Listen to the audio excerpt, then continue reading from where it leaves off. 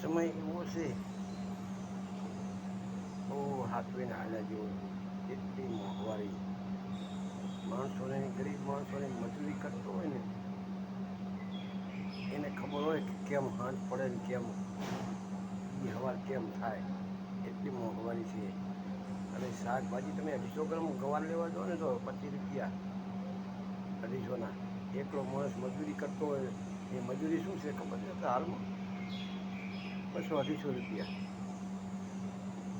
200-250માં 4-5 જણનું કુટુંબ હોય તો પૂરું થાય ના થાય. પણ એ તો એની ભગવાનની દયા હોય કાં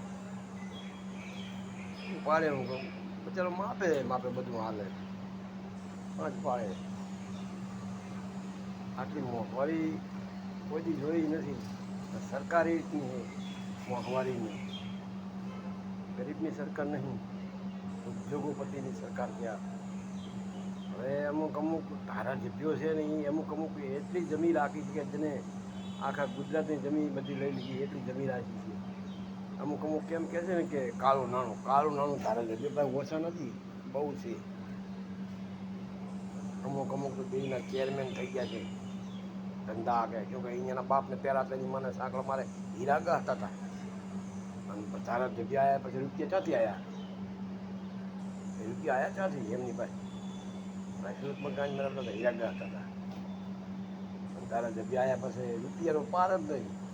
મોદી એમ કે કાળું નાણું નહીં, ખાવાના હતું એ બધા ખાયેલા ધારાસભ્ય તારા લઈ લે ને ખબર પડે. તારી પાસે ધૂળ નાખે એના બધાએ, ગરીબને કંઈ રોકો નથી હાલતા.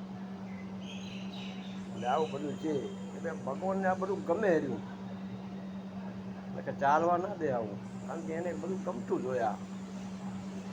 તો જ બધું ચાલતું હોય ને, એને ના ગમતું હોય ક્યાંથી ના ચાલે?